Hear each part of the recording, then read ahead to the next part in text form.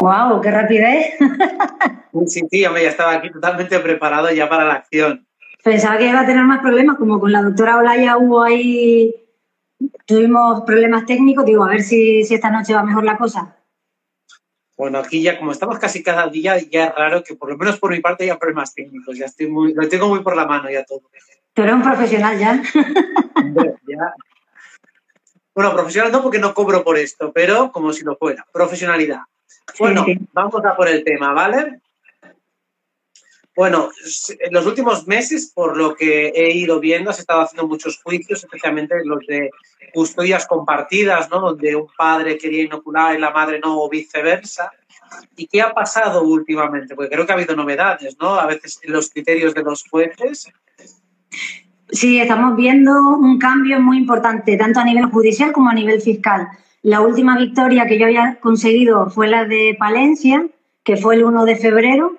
Desde el 1 de febrero hasta finales de junio, todos fueron derrotas una detrás de otra y de repente final de junio ha sido como un cambio brutal, hasta tal punto que en cuestión de 3 días recibí 3 resoluciones favorables. Una de ellas, muy importante, que fue la de la Audiencia Provincial de Alicante, porque eso ya no es un juez de pueblo, ya tiene mucha más importancia, ya sienta jurisprudencia, ya es un órgano colegiado. Claro, ese era el punto, que sienta jurisprudencia, entonces a partir de ahí ya tienes un aval de un juez para poder justificar mejor tu defensa. Es decir, ¿No? ¿ha servido de algo todas las listados de efectos secundarios de tal para poder avalar todo esto? Yo creo que sí, que toda la información que aportamos ha sido fundamental. Tú piensas que ya la Agencia Española del Medicamento ha publicado 15 informes de farmacovigilancia con miles de efectos adversos ya reportados. Aparte, yo creo que también ha sido fundamental el informe de Pfizer, el informe que se publicó en Estados Unidos por orden judicial, donde también viene la lista interminable de efectos adversos. Entonces, al final todo suma. Y quieras o no, tú eres juez y tienes eso encima de la mesa y, oye, algo. No todos, porque es verdad que están los covidianos todavía cerrados al relato oficial, que no hay manera de que den ni un mínimo paso, ¿no?, hacia el cambio. Pero es verdad que otras personas, que otros jueces, sí están, vamos, dándose cuenta de que lo que ellos creían que era la verdad, pues no era así, ¿no? Bueno, claro, es que no hay motivo o argumentación jurídica para forzar a hacer algo a alguien que pueda conllevarle peligro de algún tipo, que es lo que estaba pasando. Solo que ahora ya hay un fundamento científico para decir que efectivamente era peligroso obligar a alguien a hacer algo que no quiere. En este caso, pues, utilizar un tipo de medicamento. Es que son cosas distintas, porque una cosa es un procedimiento donde se quiere inocular a la fuerza a una persona que no tiene capacidad para consentir, porque tiene Alzheimer, porque tiene cualquier tipo de discapacidad, y otra cosa es el procedimiento entre progenitores. Entonces, en los procedimientos de los progenitores, realmente lo que se discute es a cuál de los dos progenitores se le otorga la facultad de tomar la decisión, porque ni siquiera es el juez el que te autoriza. Simplemente se faculta a uno de ellos. Se supone que al que está velando por el interés del menor es al que se le faculta. Lo que pasa es que no era la realidad. Es decir, lo que estábamos viendo hasta ahora es que se estaba otorgando la facultad a progenitores que simplemente seguían el relato oficial, que seguían los 4 mantras de la televisión, pero que después, a la hora de la verdad, en un juicio, tú le sometes al interrogatorio y son incapaces de contestar a una sola pregunta.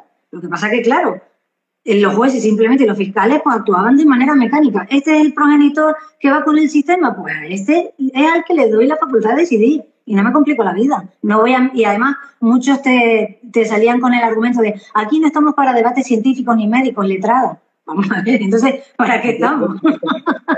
Exacto, porque lo que hay como trasfondo es un debate técnico. Entonces, básicamente, ahora parece que ya están atendiendo a los detalles técnicos, que son, en todo caso, los que deberían avalar si un padre o una madre es el que tiene mayor capacidad de raciocinio, criterio para decidir cuál es la mejor opción. Bueno, pues eso. Claro, al final, es lo que dices tú. El trasfondo es una decisión que tiene que ver con la salud del menor. Entonces, ¿cómo me dicen a mí que no estamos para debates médicos y científicos si realmente eso es lo que se está discutiendo? Bueno, y además, Además, sobre todo en el tema de los menores, que en ningún caso se ha dicho desde el relato oficial que los menores tengan especial peligro con esta enfermedad, con lo cual todavía tienen menos justificación ese tratamiento preventivo. O sea, otra cosa sería más complicado quizá convencerles ante casos de ancianos donde, pues, por lo menos desde el relato, se supone que están mucho más en riesgo. Pero los niños es que es un debate perdido. O sea, bastante han conseguido teniendo en cuenta que no tenían ninguna argumentación técnica a favor, sino solo propaganda, presión y, por supuesto, manipulación del sistema. Ahí, evidentemente, se huele la mano negra, pero a kilómetros. Desde el punto de vista epidemiológico, en lo que dices tú, en el tema de la inoculación infantil, nunca, nunca, nunca ha estado justificada, nunca. Simplemente han seguido el relato oficial y punto. Pero es lo que yo siempre he denunciado, porque nos estábamos enfrentando, que es lo grave de todo esto, es que hemos ido a juicio y nos hemos enfrentado al sistema, pero a las creencias personales de ese juez y ese fiscal. Ese ha sido el problema y la indefensión que se nos está produciendo, porque antes tú ibas a un juicio y el juez escuchaba a las dos partes y decidía de manera neutral y objetiva. Pero ahora tú le estás cuestionando lo que él ha hecho con su propia vida, lo que ha hecho con sus hijos, lo que ha hecho con sus nietos y lo que ha hecho con sus padres, pues vete tú a saber. Entonces, claro, esa ha sido la complicación de todo esto. Claro, un conflicto de intereses que siempre lo ha habido, pero quizás de una manera un poco más solapada y ahora de una manera completamente descarada, de una manera mucho más frontal y mucho más vehemente. Y como tú dices, pues ahora había todavía más indefensión porque el juez era juez y parte. O sea, exactamente. O sea, en el fondo hay una corrupción de fondo, porque hay un conflicto de intereses y ese juez no puede ser imparcial de ningún modo. Sí, sí, esa es la mayor indefensión que se nos está provocando. Pero hasta tal punto de no dejarme hacer preguntas, de amenazarme con suspender el juicio si seguía haciendo determinadas preguntas relacionadas con los efectos adversos, cosas gravísimas que yo jamás me hubiera imaginado, te lo juro, en mi vida. Bueno, realmente como ahora estamos en un tiempo en el cual tienen que caerse todas las caretas, la judicial es una de ellas. Yo como no estoy dentro del mundo, lo puedo decir, yo sospecho de la corrupción de la mayoría de los jueces y yo puedo decirlo porque todavía no tengo ninguna vinculación con ellos ni espero tenerla. Pero claro, tú entiendo que tienes que ser más cauta a la hora de hablar mal de aquellos que al fin y al cabo te tienen que dar la razón. Pero yo sospecho de muchos de ellos que no solo es por una confrontación de creencias, sino porque tienen órdenes. O sea, que siguen directrices y que por eso el juicio ya estaba pervertido desde la base, desde el inicio, y que creo que algunos juicios a los que ha sido ya estaban perdidos de antemano, que no podías haber hecho nada como letrada. Sí, soy consciente, es decir, las resoluciones de los juicios que he perdido ya estaban puestas antes de celebrar el juicio. Pero te digo que a nivel local, a nivel de pueblos y ciudades, yo no creo que haya corrupción judicial, yo creo simplemente que actúan conforme al sistema porque no piensan, igual que los médicos. Igual que los médicos cumplían protocolos, pues esto funciona igual.